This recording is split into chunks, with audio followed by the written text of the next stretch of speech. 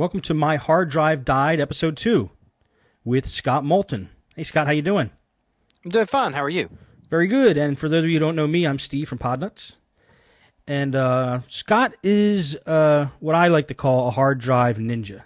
He has a company called MyHardDriveDied.com, which he started when basically that branched off of your forensics business. Isn't that right, Scott? Yeah, that's correct. And why don't you tell us again a little bit about your company and what you do? Well, primarily, my company is a forensics company, and we run a data recovery company inside the same company. So we do the same processes with hard drives for recovery that we do with forensics drives and other drives that are damaged and that has physical problems that we're trying to recover content for. And so we run them both side by side. So we'll actually sit there and actually do investigations and go through material, and then we have a lab bench that's separated for the data recovery side, where we'll actually continue to perform the recoveries throughout the day as well while we're working on other tasks. That sounds like a setup that would make a lot of people envious, especially like computer repair guys.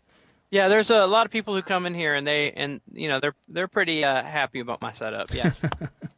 Well, I'm going to try to send you some business. I do have one person that came in today, and or actually a couple, not today, but I have the drive today from a couple days ago, and I can't do anything with it. I think she needs some stuff off of that. So. Okay, great. I'd love it. Cool.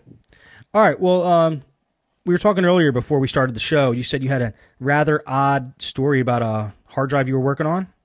Yeah. What happened is I've got a friend who has an AS400.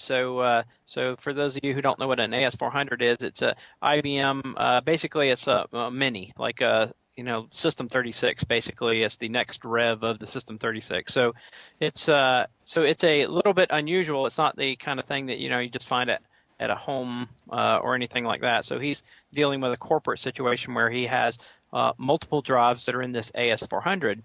And he needed to get them cloned. He needed to get a copy of them so that he could make sure that what he was doing wasn't going to mess with the system at all. So what was unusual about this is that initially what would happen is I wanted to use a write blocker to plug these drives into so that while I was cloning them on a Windows machine or something, that they wouldn't make any modifications to the disk, even though they're not going to mount it because the operating system is a different operating system. But the problem I kept running into is I would plug the drive into a write blocker, and the write blockers would lock up, which I really haven't ever seen a write blocker actually lock up before. So we did. They were SCSI drives, so we moved the jumpers on the SCSI drive to their write block position so that the drive itself was actually write blocked rather than having to use a device. And we would plug it into a Windows machine, and the Windows machine would just crash. So again, we knew the drives were fine. They came out of a working system. And everything looked perfectly fine, but Windows would crash. So then we went through the process. Well, hey, let's go get a couple of derivatives of Linux and try to start it up with Linux. And while Linux was booting, in many cases, they would crash or hang and never complete. They would just physically just hang right there. So we never got too far with most of those either. Now, I did have a specific setup of Ubuntu 9.4, the newest version, and I had installed. I use it for data recovery for other purposes, and I had installed a bunch of tools, including one set of tools that's in Linux called SCSI tools. So when I booted the drive in this system, it came up in the logs, and it told me that the byte size for the sector size was different than the standard. The standard that I've seen on every drive so far, with the exception of a few things like some old, I don't know if you remember, like Bernoulli drives and things like that. Bernoulli drives, they had a different sector size, 2K sectors. But all hard drives have 512 byte sectors, or all PC hard drives have had 512 byte sectors.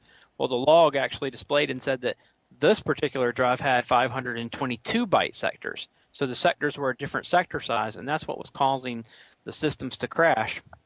We were actually able to figure out that we could actually pass some SCSI, like IDE, there are these commands that you can send to SCSI devices as well, just like the ATA command set for IDE devices or SATA devices. And so there were some for SCSI, and I was able to actually send a set of them to the drive using SCSI tools to actually clone the device to a file using these 522 byte sector sizes.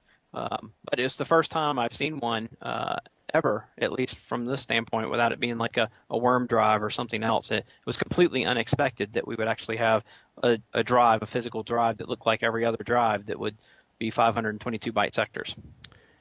That was only on one drive, right? There are 4 drives in this particular system, and they are in a RAID 0, so they physically are written across all the drives. Okay, so all 4 drives had the 522.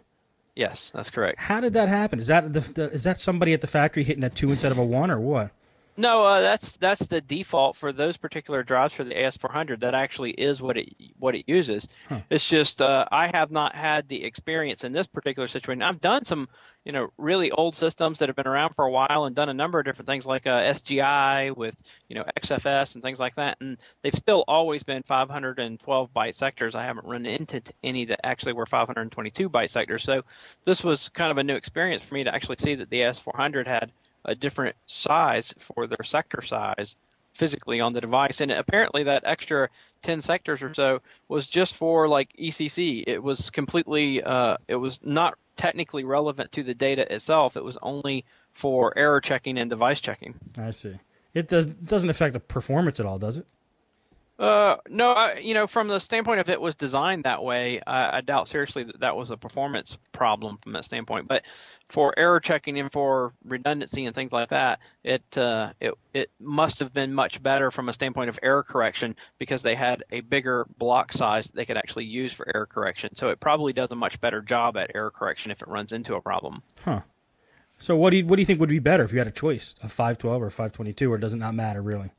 Well, if we had an option to actually have more ECC, a larger block size for error correction, we would actually have less data loss because as a sector goes bad, the more data that you can actually use for redundancy for the ECC, the more likely you are to be able to recover that sector that's damaged. So, if you had something that's actually trying to reassemble it from the error correction code, you would actually get something back that actually made sense. I see. So, obviously, if we could sacrifice twice as much space, we basically would be using, error correction to actually correct any problems that we actually have. So it's completely plausible. That's the fundamentals of some of the functions of RAID and how RAID works to actually go back and recreate the data from a mathematical formula as well. That is interesting. I mean, it's probably more crazy for you to find that than me. I don't think I would have figured that one out, actually. But it took a little bit of time, though, and if it hadn't have been for actually being, and it was just somewhat coincidental that I had SCSI tools pre-installed on this particular Ubuntu box that I was doing for another project that I had been working on, because I think that without it, it may have hung like some of the other systems that I previously was, because I had actually tried to